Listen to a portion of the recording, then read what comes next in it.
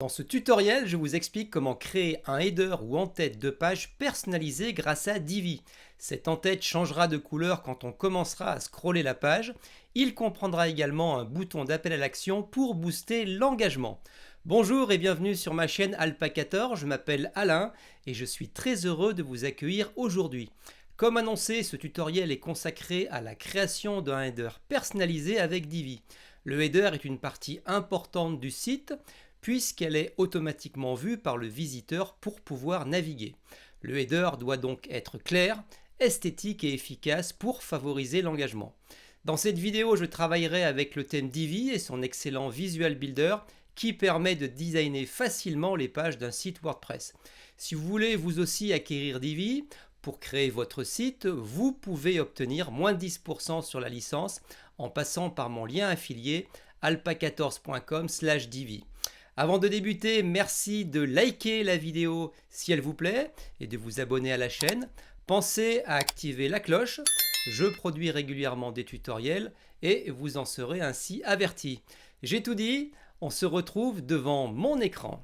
Quand vous réalisez votre site internet et que vous voulez modifier le header, c'est-à-dire l'en-tête, vous allez normalement dans Divi et puis dans Personnaliseur de thème.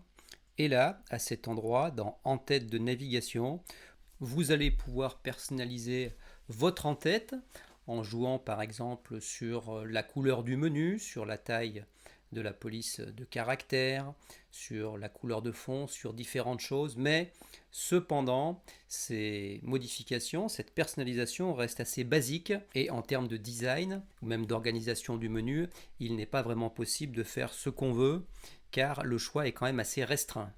La solution, c'est d'aller en créer un dans le Theme Builder. Alors je vais vous montrer.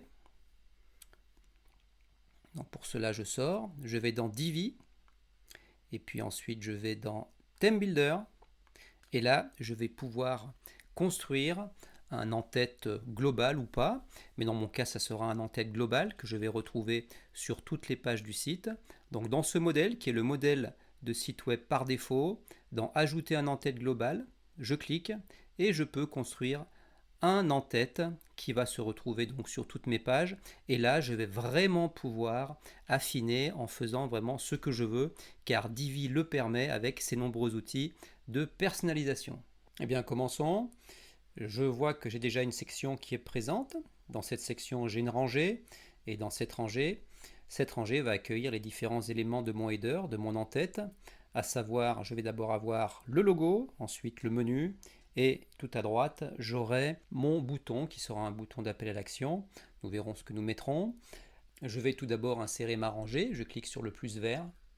Je pourrais prendre un tiers, un tiers, un tiers, mais ça serait mieux que j'ai un peu plus de place au milieu pour le menu. Je vais donc m'orienter vers cette configuration-ci avec un quart, un demi, un quart. Je clique comme cela. Pour commencer, je vais tout d'abord aller dans les paramètres de la rangée afin de faire quelques réglages importants. Un des premiers réglages, c'est dans Style et dans Dimensionnement. Vous voyez, je vais activer Utilisation personnalisée largeur de gouttière. Et ici, espacement des colonnes, je vais passer à 1. Alors ça, c'est important pour avoir le maximum d'espace. Comme cela. Ensuite, je vais sauvegarder. Voilà. Puis, je vais aller dans les réglages de la section. Ma section qui va accueillir donc ce header, je veux que ce header soit toujours visible quand je vais scroller dans la page. Je vais donc fixer la section.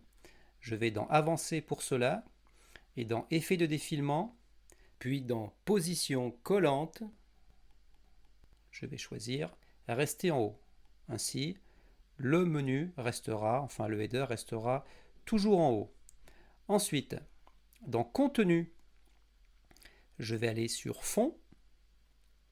Et puis, ce que je vais faire aussi, vous l'avez peut-être vu dans l'exemple de l'introduction, je vais choisir que quand je vais commencer à scroller, eh bien, ma barre de header va changer de couleur. Alors pour cela, je vais utiliser une fonction qui est la fonction sticky. Vous voyez, c'est la punaise qui est là. Donc pour l'instant, le fond est blanc quand on n'a pas encore scrollé la page. Et quand on va scroller la page, regardez, donc je me mets en sticky Donc là, je suis blanc quand je ne scrolle pas la page. Et quand je vais commencer à scroller, voyez, je clique sur Sticky et je vais choisir cette couleur qui est un violet foncé, comme cela. Et je vais aller aussi dans Style pour maintenant réduire les marges internes. Donc dans Espacement, je vais mettre ici en haut et en bas 0 pixels. Donc je clique sur le maillon, voyez, comme cela, et je réduis ainsi les marges. Alors pour l'instant, vous ne voyez pas trop ce que ça donne puisque je ne peux pas scroller, il y a une seule section. Donc je vais sauvegarder comme cela. Je vais sauvegarder mon travail. Donc en bas à droite, sauvegarder. Je vais ensuite cliquer sur la croix, comme cela. Quand on sort du Theme Builder, il faut toujours resauvegarder en cliquant sur sauvegarder les changements. Voilà, comme cela. Sinon, n'oubliez pas, sinon vos changements ne seront pas pris en compte. Et je vais aller dans Pages, toutes les pages. Et je vais aller dans ma page d'accueil. Et à partir de là, on va pouvoir éditer directement ce que j'ai commencé dans le Theme Builder et ainsi vous pourrez voir les modifications. Je suis maintenant sur le site et donc vous allez voir, pour l'instant nous avons la barre du header, elle est blanche, c'est normal puisque nous avons entré aucun élément du header et vous allez voir que je vous avais dit que la barre restait collée en haut et que nous avons changé la couleur quand on commence à scroller. Donc regardez, je vais commencer à scroller et vous voyez la couleur change et la barre reste fixe. Alors ce qui est bien depuis quelques versions de Divi, c'est que ce qui se passe, à savoir sur le header et le footer, on peut le modifier directement sur la page. Vous voyez, j'ai accès à modifier le modèle. Donc en cliquant là, je vais pouvoir directement dans la page ajouter des éléments au header. Et on reconnaît ici ma rangée avec un tiers, un demi, un tiers. Et vous voyez que j'ai supprimé les marges internes de la section afin qu'elle épouse parfaitement la section en haut et en bas. Toujours dans la rangée, je vais retourner dans les paramètres et dans Style et Espacement, je vais mettre 15 pixels de part et d'autre en haut et en bas et je vais valider. Et maintenant, ce que nous allons faire, nous allons travailler sur le premier élément de la rangée qui va être le logo et je vais vous montrer comment il va être possible de changer de logo dès qu'on va commencer à scroller. Alors on va faire appel à quelques, on va dire, fonctions un peu techniques de Divi. Je vais aller doucement, donc il n'y a pas de raison. Vous allez voir, ça va être assez simple, il suffit de suivre. Alors la première chose qu'on va faire, nous sommes sur un fond blanc. Je vais appeler mon logo, qui est mon logo noir. Pour cela, je tape Image et je vais insérer le module Image. J'appelle de ma médiathèque donc mon logo noir. Je le charge. Vous voyez qu'il est quand même assez gros. Donc, je vais aller directement dans Dimensionnement, ici, et dans Largeur maximale, je vais placer, on va dire 70 pixels, c'est bien. Comme cela. C'est parfait. Ce que nous allons faire maintenant, c'est que nous allons insérer le même logo, mais ce sera un logo blanc qui apparaîtra une fois que l'on scrollera la page et que la section sticky collée en haut avec un fond violet apparaîtra. Ainsi, on aura un effet de changement de couleur. Mais en fait, ce sera un autre logo, le logo en version blanc qui apparaîtra. Pour faire cela, il va falloir empiler les deux logos l'un sur l'autre. Pour arriver à nos fins, nous allons utiliser une fonction bien pratique qui est la fonction Z-index qui permet de gérer la priorité des couches. À un moment donné, eh bien, ce sera le logo noir qui sera au sommet de la pile. Et alors dès qu'on se mettra à scroller, eh bien là ce sera le logo blanc qui passera tout en haut. Et ça on va pouvoir le gérer grâce à la fonction Z-index que je vais vous montrer. Pour l'instant, je vais tout d'abord insérer le nouveau logo qui est le logo blanc. C'est donc le même logo. Je me mets juste en dessous. Je vais cliquer sur copier. Donc là j'ai le même logo. Je vais aller dans les paramètres du deuxième logo pour charger, pour l'enlever, pour charger le logo blanc à sa place.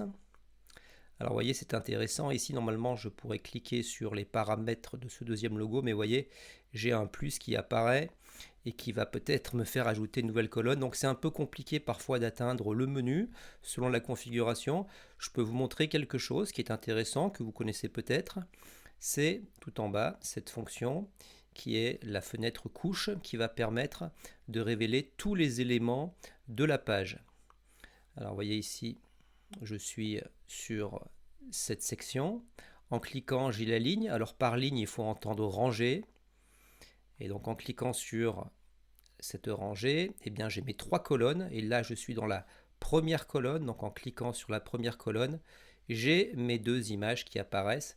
Et ainsi, je peux facilement accéder aux paramètres de ma deuxième image en cliquant sur l'engrenage. Dans ces paramètres et dans l'onglet contenu, j'ai l'image qui est le clone de l'image noire. Donc je vais changer ça. Je vais supprimer ce logo noir. Je vais appeler ma médiathèque et vous voyez qu'ici j'ai mon logo blanc qui a exactement la même forme et qui va se superposer parfaitement dessus. Je fais charger l'image. Vous constatez que pour l'instant il est en dessous. Alors je vous disais qu'il fallait qu'il soit parfaitement dessus. On va pouvoir modifier ça. Je vais aller dans Avancer et dans Poste. Je vais choisir une position absolue. Vous voyez que maintenant mon logo blanc recouvre parfaitement mon logo noir. Donc c'est bien. Et nous allons justement rester dans cette partie poste, car c'est à cet endroit que nous avons la fonction Z-index. Donc ça va être la priorité pour cette couche blanche, qui est le logo blanc. Et regardez en haut, nous avons l'option sticky, la punaise. Nous pouvons donc définir la priorité de cette couche.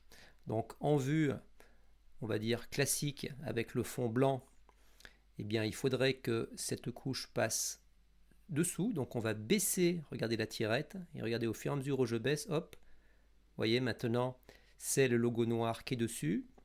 Et quand je vais passer en vue donc sticky avec le fond violet, quand je vais commencer à scroller, et bien là je vais augmenter la tirette et vous allez voir que le logo blanc va passer par-dessus le logo noir. Regardez, voilà qui est fait, ça suffit, c'est pas la peine de monter énormément. C'est suffisant. Et donc maintenant je vais sauvegarder et on va pouvoir contempler notre effet. Regardez, vous voyez au fur et à mesure.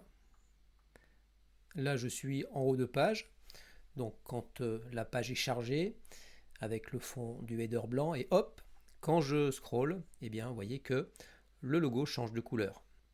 Les couches s'échangent, et donc j'ai l'impression que mon logo change, mais en fait, vous avez compris que c'était un autre logo qui passait par-dessus l'autre. Dans la rangée du milieu, je vais maintenant insérer le menu. Je clique sur plus. Là-haut dans Chercher, je tape Menu. Le module Menu apparaît. Il est en haut, on le voit à cet endroit. Je suis dans Contenu. Vous voyez qu'avec ce menu, il est possible d'insérer un logo. Je ne vais pas le faire car nous avons déjà un logo particulier qui est une image avec ce changement de couleur. Nous allons donc aller directement dans Style. Et puis dans Style, nous allons apporter quelques petites modifications esthétiques. On va commencer tout d'abord avec le texte du menu. Alors, on va partir, couleur du texte du menu, on va partir sur du noir. Je vais augmenter la taille. Alors, je suis à 14 pixels, je vais passer, je pense, à 18 pixels. Alors, on va essayer. 18, c'est bien. Pour l'aspect de la police de caractère, là j'étais en normal, je vais prendre une police en semi-gras, comme cela. C'est bien.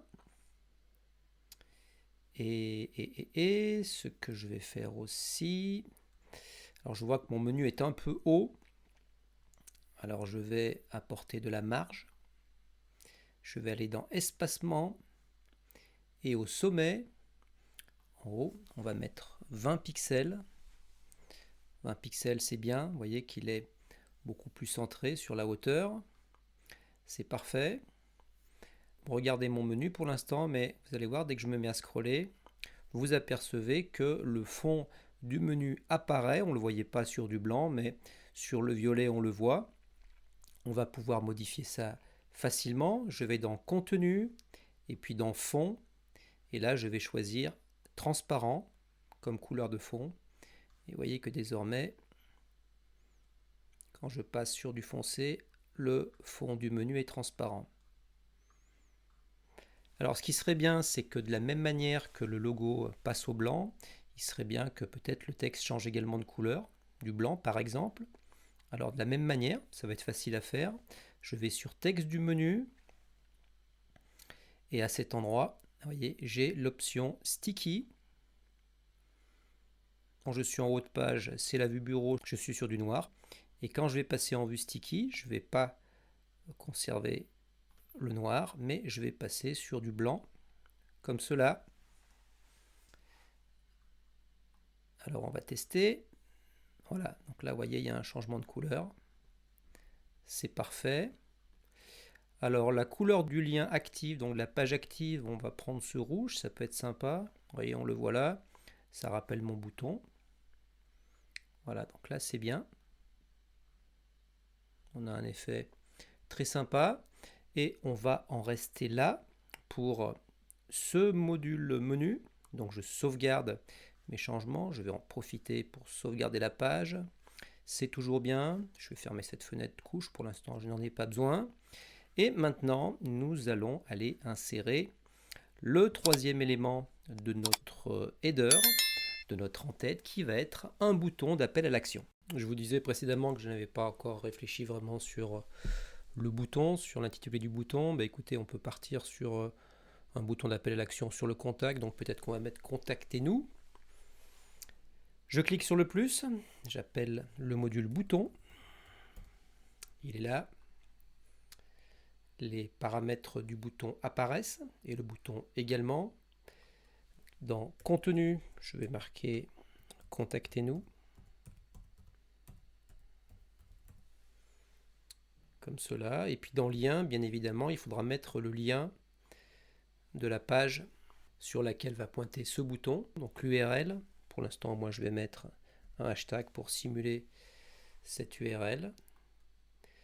Alors dans style, on va commencer bien sur alignement, on peut le centrer. Pour apporter du style au bouton, c'est par ici, dans la partie bouton. On va utiliser des styles personnalisés pour bouton. En activant cet interrupteur, plusieurs options apparaissent. Taille du bouton, 20 pixels, ça me paraît bien, on ne va pas changer. Là, nous avons la couleur d'arrière-plan du bouton, vous voyez que là j'ai un rouge.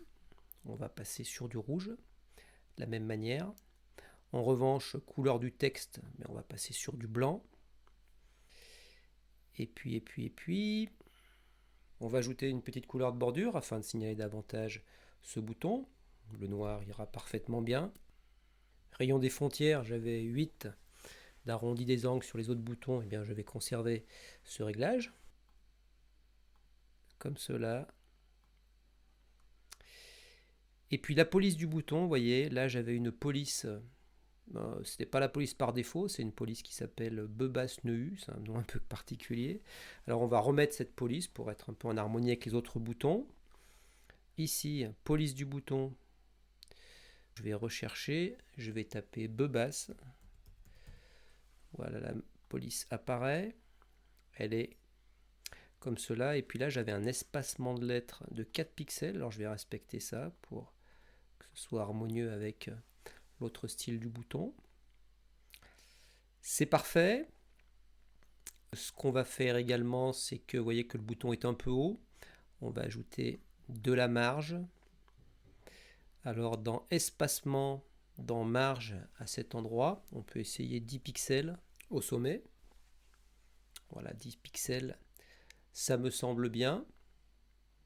Et puis écoutez, pour ainsi dire, je pense qu'on va s'arrêter là.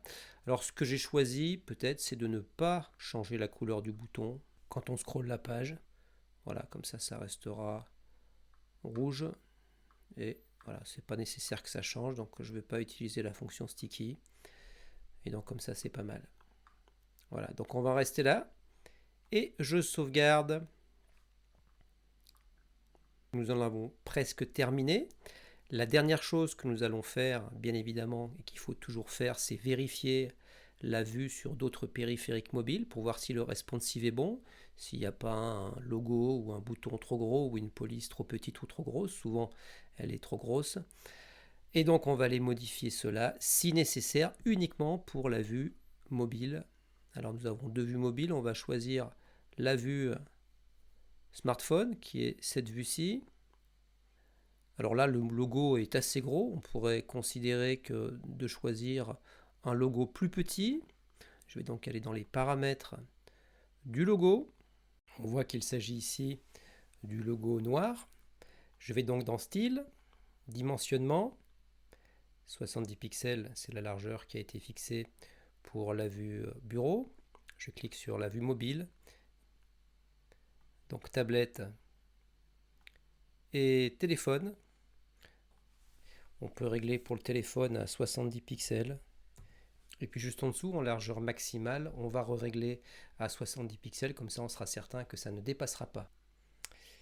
Et puis en vue tablette, on va mettre peut-être un peu plus, 80 pixels. Comme cela. Et là, en vue tablette, on va mettre également 80 pixels. Comme cela. Et je vais sauvegarder. Donc là, j'ai en bureau 70. En tablette, on est sur du 80. Et en téléphone, on est sur 70 pixels. Ça devrait aller. Je sauvegarde. Alors maintenant, je vais aller chercher l'autre image qui est superposée, à savoir le logo blanc. Et je vais faire le même travail. Dimensionnement. Voilà, normalement c'était comme l'autre 70 pixels. Donc je clique sur l'icône vue mobile. Alors en tablette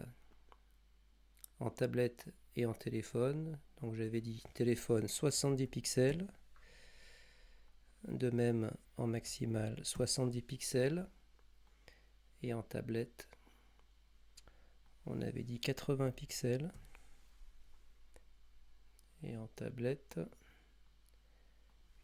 80 pixels de largeur maximale. Comme cela. Voilà.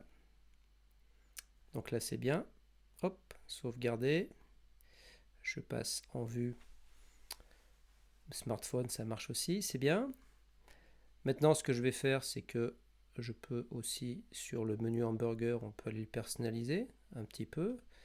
Je vais cliquer sur les paramètres, dans le style, icône.